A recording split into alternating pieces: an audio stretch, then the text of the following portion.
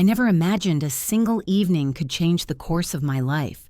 One night, standing under the harsh spotlight of my son-in-law's promotion party, I realized everything I had believed about family, love, and loyalty had been a lie. The laughter that filled the room wasn't warm or inviting. It was sharp, dismissive, a weapon cloaked in civility. And in that moment, I decided it was over. No more giving. No more pretending. The Bank of Martha was closing, and I was finally stepping into the life I deserved. It took me 3 hours to get ready for Richard's promotion party. At 66, every stroke of makeup, every twist of gray hair into an elegant style, every careful choice of clothing was deliberate. I wore the navy blue dress Rebecca always said made me look elegant, the one that had survived decades of family gatherings, holidays, and small triumphs. I wanted to look dignified, not for Richard, not for his colleagues, but for myself. The venue was breathtaking, a rooftop restaurant in Boston, crystal chandeliers, reflecting the city lights, waiters gliding between tables, carrying trays of champagne, a jazz band playing soft, intoxicating melodies in the corner. Everything screamed success, exactly what Richard had always craved. Rebecca rushed over as soon as she saw me. "Mom, you made it," she said, air-kissing both my cheeks. She looked beautiful, but something in her posture betrayed tension. Her smile didn't quite reach her eyes. "Of course I came, dear. I wouldn't miss Richard's big moment," I said, trying to reassure her, though. I felt a flicker of unease as she glanced around the room. "The Robertsons just arrived. I need to greet them. Help yourself to something to eat, Mom." I wandered through the crowd, exchanging pleasantries with polished strangers who barely registered my presence. Some faces were familiar family friends, neighbors, but most were Richard's colleagues, young professionals, in sharp suits, their smiles polite but empty. I found a quiet corner with a perfect view of the stage and thought of the 36 mortgage checks I had secretly written over the past 3 years. Just until Richard gets established, Rebecca had begged when they bought their dream home. Temporary, Mom. Temporary. But temporary had become 36 checks of $2,400 each. Money from my late husband's life insurance, meant to secure my retirement, had quietly vanished from my account, gone to sustain a lifestyle that wasn't mine to fund. And I never told anyone. Rebecca insisted it would humiliate Richard if anyone knew.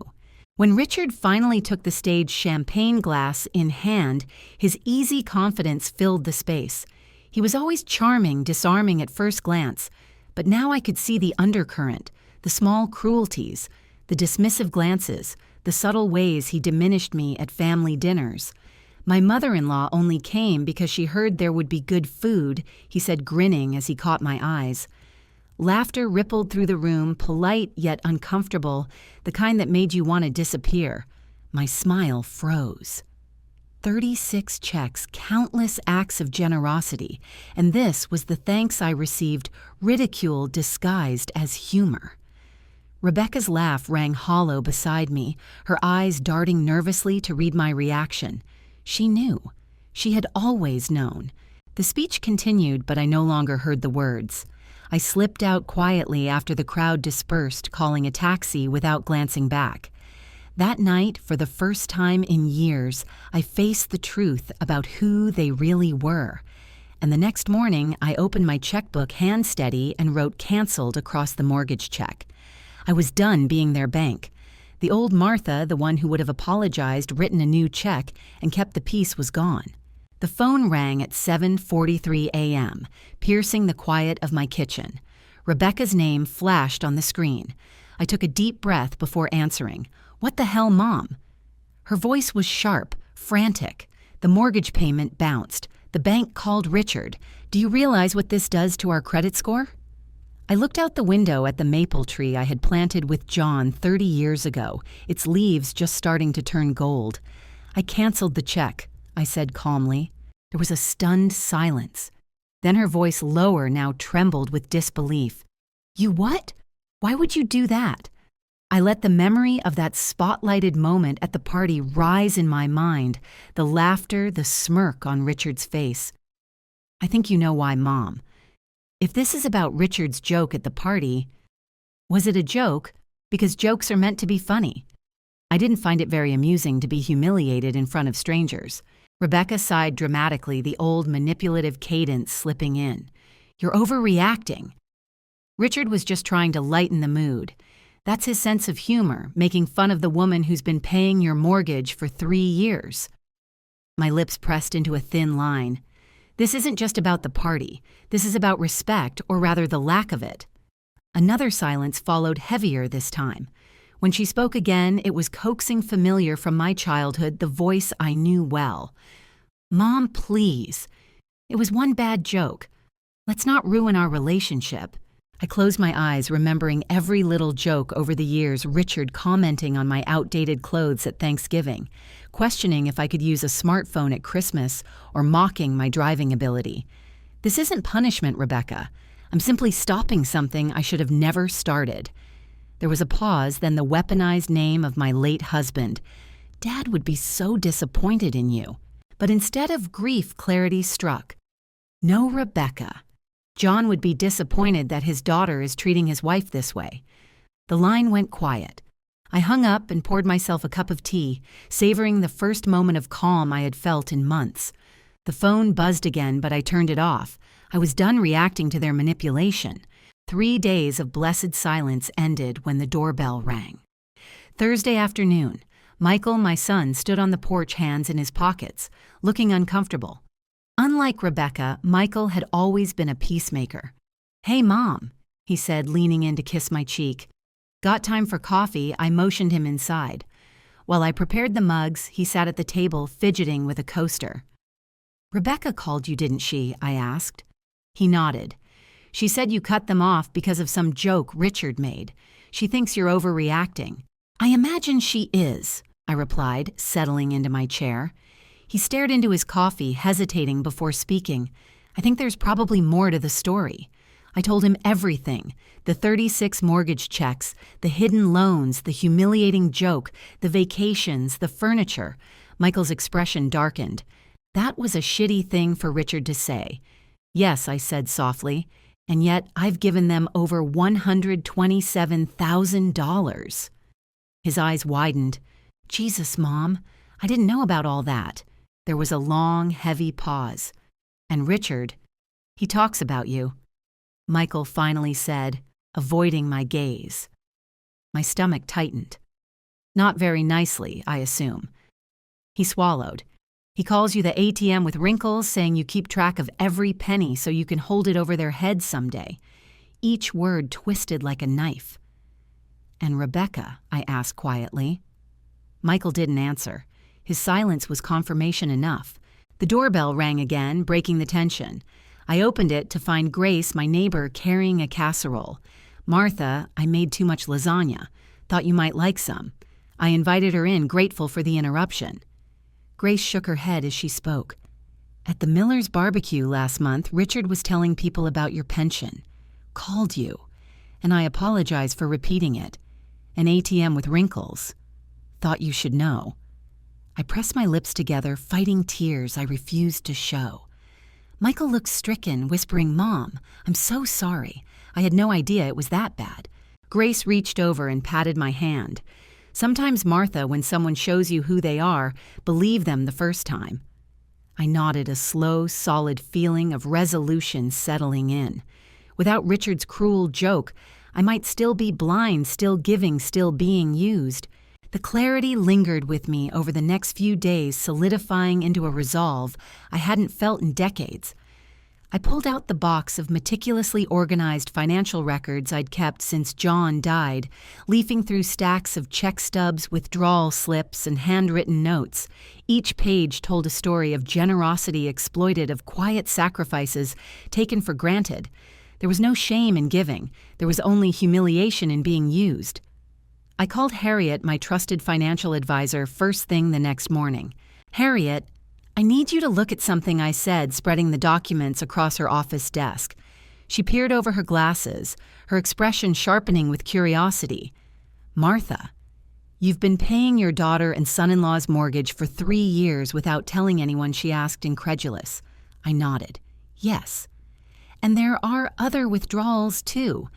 Car repairs, dental work, home emergencies that somehow coincided with luxury purchases. Harriet typed rapidly, pulling up my accounts. Martha, including the mortgage, and these extra withdrawals you've given them approximately $127,000 over the past 3 years. The words hit me like a physical blow, heavier than any single payment ever had. Harriet's voice softened. That's about a third of your retirement savings. At this rate, you could deplete your funds within 7 years. 7 years. I was only 66. I could easily live another 20, maybe 30, and now I realized the gravity of what had been happening. My chest tightened. What should I do? I asked quietly, gripping the edge of her desk. She leaned forward. First, stop the withdrawals, which you already have. Then I strongly recommend you speak with an elder law attorney to protect your assets. Family members rarely stop willingly once they become accustomed to having access. I nodded, making a mental list of what needed to change. Back home, I sat at the kitchen table staring at the printed financial summary in front of me. Each number told a story of misplaced trust. It was absurd how blind I had been, how easily I had let my kindness be weaponized. The doorbell rang and Grace appeared again, this time with warm lasagna and a bright smile that reminded me of friendship untainted by expectations. Michael lingered in the doorway, hesitant. "Mom, I can't believe it was that bad." "I had no idea," he said, shaking his head. I looked at him, grateful for his honesty. "Now we all know where we stand," I said quietly. It didn't take long for Rebecca to test my resolve. That evening, she arrived unannounced, arms crossed, foot tapping impatiently. "We need to talk," she said, shoving past me into the living room. I followed, calmly aware of every calculated step she took, every subtle tactic I had learned to recognize over the years. She paced like a caged animal. "You think we've been using you for money, haven't you?" she accused. I gestured to Harriet's printout. "Did I offer, or did you ask? Did I offer $127,000? Her eyes flickered, faltering for a moment before regaining composure. Richard appeared too unannounced, his usual charm strained. "Martha, this has gone on long enough. We need that mortgage payment," he demanded.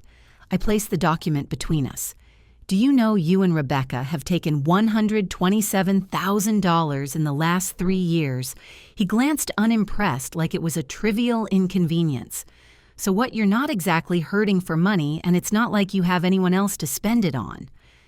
The audacity made my hands clench. Rebecca tried a softer approach, but I remained firm. "I am not contributing any more. Not a single penny. Your lifestyle, your shortfalls, your vacations, these are your responsibility, not mine." Their faces tightened, frustration and disbelief etched across their features. The old Martha would have crumbled, made excuses, written checks, begged to maintain peace. I said quietly to myself. But the woman I had been was gone. Now I stood resolute, unyielding, no longer the bank of Martha. The weeks that followed were quiet in a way I hadn't experienced since John passed. No calls demanding money, no surprise visits, no subtle manipulation attempts. The silence felt like space clearing around me, and for the first time in years, I could breathe. I used the calm to focus on rebuilding my life, on doing things that brought genuine satisfaction. The community garden, long neglected in my to-do list, became my sanctuary. I called Phyllis, the coordinator, and offered to lead the herb garden committee. "Martha, we'd love to have you," she said enthusiastically. "We meet Thursdays at the community center." That Thursday, I found myself surrounded by a group of volunteers, all brimming with energy and ideas. I suggested planting lavender along the southern edge. It was drought-resistant and attracted pollinators. Henry, a retired botanist with a kind smile, nodded appreciatively. "Brilliant idea. I have some seedlings I could contribute." For hours, we planned, plotted, and measured my knowledge of medicinal herbs and gardening, proving unexpectedly valuable. It felt good, truly good, to contribute without expectation to be valued for myself, not my bank account. Over the weeks, my involvement deepened. I donated herbs from my own garden, helped secure a grant for irrigation, and found myself genuinely looking forward to our Thursday meetings. Henry and I became close, talking about everything from classic films to jazz music, our conversations effortless and comforting. The sense of companionship surprised me, a quiet joy I hadn't realized I'd been craving. One evening, as we walked home from a local music venue, he held my hand gently. "You've brought life into this garden and into my world," he said. I squeezed his hand, feeling warmth spread through me in a way that had nothing to do with money or obligation. Then came the call from Rebecca 6 weeks after the last confrontation. Her voice was soft, cautious. "Mom, how are you?" she asked. "We are managing," I replied evenly. "Actually, that's why I'm calling. Richard and I think it's time we all sit down together. Dinner Saturday. Just family to talk things through." I paused, considering. The timing felt calculated. They were running out of options. Still, I decided to attend, cautiously aware that their intentions would likely center on regaining access to my finances. "I'll come." But with eyes wide open, I said firmly. The night arrived and I dressed simply yet elegantly in a deep blue blouse and black slacks. I brought a modest bottle of wine, not the expensive kind I might have chosen in the past, but something respectable. Rebecca opened the door with an overly enthusiastic hug, a practiced warmth I had learned to read. Richard's charm was present, but it faltered slightly under my steady gaze. Dinner was served roast chicken, beautifully arranged plates, my grandmother's china gleaming. Conversation flowed toward neutral topics, Michael's promotion, neighborhood gossip, but beneath the surface, I felt the tension, the subtle probing, the expectation that I would once again be the provider. Richard finally leaned forward, sliding a folder across the table. "We've been thinking about your financial situation," he said. My eyes narrowed. "I'm perfectly capable of managing my own money, thank you," I said, keeping my tone calm. He opened the folder, revealing spreadsheets and charts. "You could contribute $2,000 monthly without affecting your lifestyle." I stared, incredulous. Their attempt was so audacious, so unapologetic. I held my ground. "No, I will not contribute $2,000 or anything else to your household. The Bank of Martha is closed." Rebecca's composure cracked, her practiced sweet tone melting into frustration. "Mom, be reasonable. We've worked so hard on this plan." I gestured toward the folder. "Worked hard on exploiting my generosity, you mean? Not a single dollar more." Richard's charm had disappeared entirely. His face hardened. "You'll regret this," he threatened. I stood calm and unwavering. "Unless you are here to thank me for the $127,000 already given, you need to leave." As I closed the door behind Rebecca and Richard, I felt a sense of clarity I hadn't known in decades. Their fury and disappointment hung in the air outside, but inside my house, I was free. The old Martha would have wept, apologized, and perhaps written another check just to preserve a fragile illusion of family harmony. The new Martha smiled softly, feeling a calmness that came from finally claiming her dignity, her worth, and her life. The following months were quiet and restorative. Michael visited often, bringing his daughter, Sophie, who adored the little herb beds I had planted. We would tend the garden together, Sophie giggling as she rubbed mint leaves between her fingers. Michael's presence reminded me that family could exist without exploitation or emotional manipulation. His visits were genuine, without expectations, without the shadow of money hanging over our interactions. I threw myself fully into the garden project, transforming the neglected lot into a vibrant sanctuary for the community. Lavender, rosemary, thyme, and mint created a tapestry of colors and scents, attracting bees, butterflies, and the delighted attention of local children. Henry was always there, his hand brushing mine, as we worked, his quiet companionship grounding me. Over time, our friendship deepened into a gentle romance, built on trust, respect, and shared joy, rather than obligation or convenience. Each evening, walk, each laugh over coffee or tea reminded me that life could surprise me with happiness even at 66. Rebecca and Richard eventually sold their lavish home, downsizing to something their income could support. Our conversations became cautious but civil, stripped of financial undertones. They no longer expected support, and I no longer offered it. The Bank of Martha was permanently closed, and with it, the constant stress, the emotional manipulation, the sense that my life existed solely to sustain theirs. In its place was peace, stability, and a life structured around my own needs and happiness. One crisp autumn morning, as I wandered through the herb garden, Henry by my side, I reflected on the journey that had led me here. The promotion party. Richard's cruel joke, the humiliation in front of strangers, it had all been a painful gift. It forced me to see the truth. Those who truly care for you do not mock your generosity or view it as a resource to exploit. The revelation was harsh, but liberating. Respect, dignity, and self-worth are earned through boundaries, not endless giving. Sophie ran past, clutching a sprig of lavender, her laughter echoing through the garden. Michael called out from the edge of the flower beds, joking about a missing rake. Henry squeezed my hand gently, his eyes reflecting warmth and pride. I smiled, feeling a completeness I hadn't known was possible. Life had a rhythm beyond obligation, beyond fear of disapproval. For the first time in years, I was living fully for myself, surrounded by love, purpose, and beauty. I looked back at the house, the same one I had once filled with anxiety and silent resentment, now a place of calm. The Bank of Martha might have closed, but Martha herself was flourishing, discovering joy and companionship she hadn't thought possible at 66.